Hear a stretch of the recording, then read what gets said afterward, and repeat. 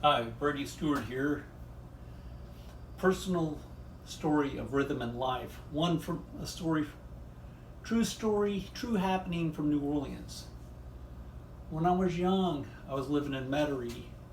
When we first moved to Metairie, lived on Blank Street, right off of Power Boulevard. Two houses off of Power Boulevard on the south side of the street. And had a tree out in the front, looked really strange. But I when I was growing up in that house, my brother just he was moved into my room out of our crib in the next room, and he was in the bed across the room for me. And I remember at night I was scared of the dark. The closet was at my feet. We leave the closet open with a light, and I could see a cylinder going clockwise around me. And if I moved, it would speed up, and if I stayed still, it would slow down. Very interesting. I guess it's I study lots of religion. Sounds like Kahuna to me, energy field chakras and all that stuff. And then I don't know, it was like little neon lights and stuff. But then I'd be laying down on the side of my bed and see these little shadows at night. Thought my eyes were tricking me and stuff. But one night, I saw this shadow form.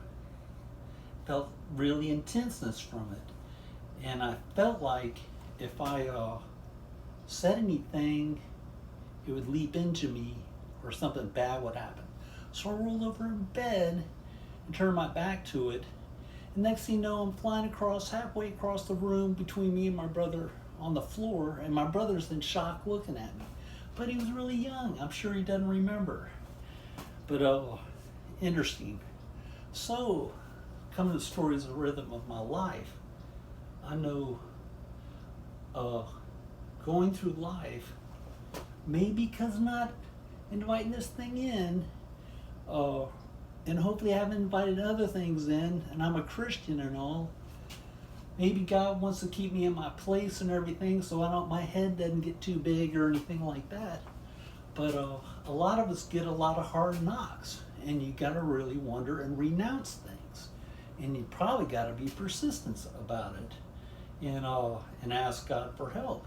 But then it's God's will. Sometimes things have to follow us around to keep us in our place. But the thing is, I've had so many connections in school, CEOs. Many of them are good. My dad only surrounds himself with good people.